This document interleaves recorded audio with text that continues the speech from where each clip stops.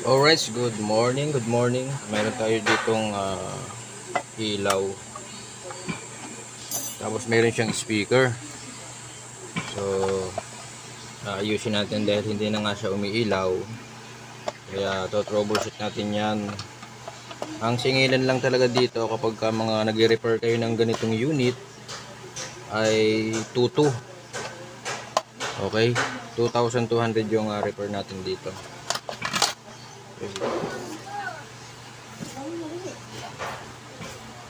Yan. So based on my checking, walang audio yung music nito, no? Kaya mag-convert na lang tayo ng audio chips. Okay, mabisa rin to bilang conversion kapag yung mga IC na yan ay actually wala na talagang mahanapan pagka mga ganitong IC, no?